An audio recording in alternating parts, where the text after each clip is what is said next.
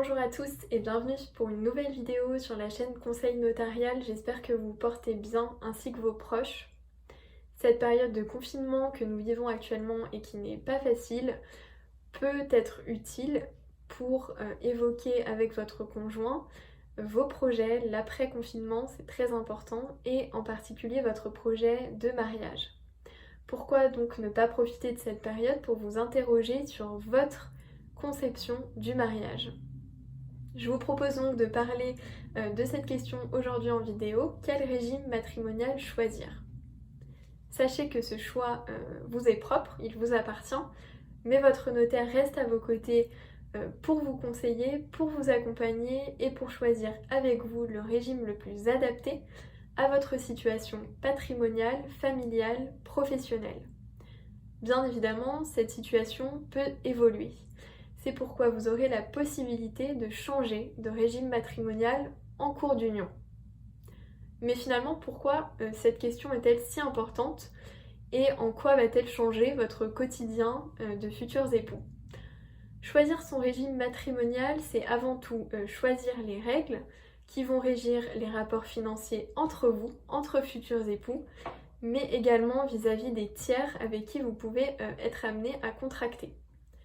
Sachez néanmoins qu'il y a un certain nombre de règles auxquelles vous ne pourrez déroger, notamment l'obligation pour chacun d'entre vous de contribuer aux charges du mariage, la solidarité pour les dettes ménagères, mais aussi la protection du logement de la famille. En l'absence de choix et de conclusion d'un contrat de mariage, vous serez marié sous le régime légal de la communauté de biens. Je vais vous présenter ce régime. Il existe en effet des régimes de type plutôt communautaire, de type séparatiste ou un régime plutôt hybride, souvent méconnu, la participation aux acquêts. 3 questions à vous poser, 3 aspects très importants au moment de faire votre choix.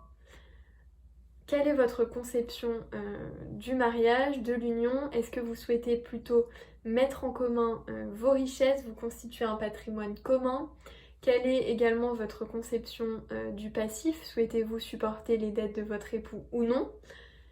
Et votre conception donc, des pouvoirs que vous souhaitez avoir sur les biens.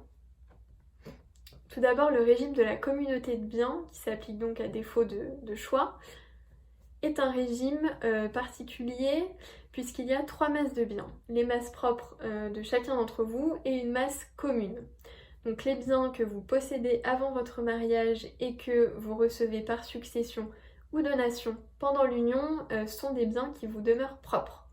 En revanche, les biens que vous achetez en cours d'union sont des biens communs. Du point de vue du passif, attention, vous serez amené à supporter les dettes de votre conjoint.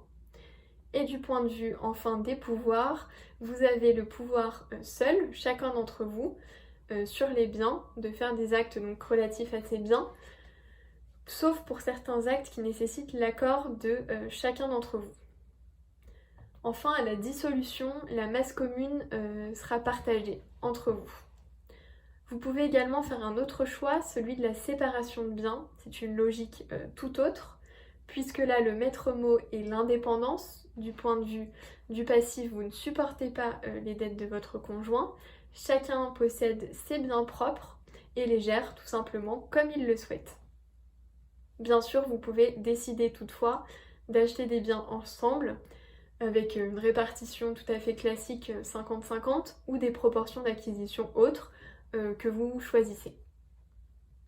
Enfin, la participation aux acquêts peut être un régime intéressant, il ne faut pas l'exclure, puisque là, ça fonctionne en cours de régime comme un régime finalement séparatiste, de séparation de biens, mais c'est au cours de la dissolution qu'il y aura en quelque sorte un partage de l'actif, puisque on va regarder tout simplement l'enrichissement de chacun des époux, et cette différence entre les enrichissements va faire l'objet d'une créance de participation. Celui qui s'est le moins enrichi aura le droit à la moitié.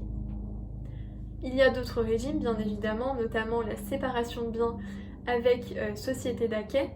C'est une séparation de biens tout à fait classique, mais on peut intégrer une masse commune et donc intégrer certains biens, notamment le logement de la famille, dans cette masse commune de biens.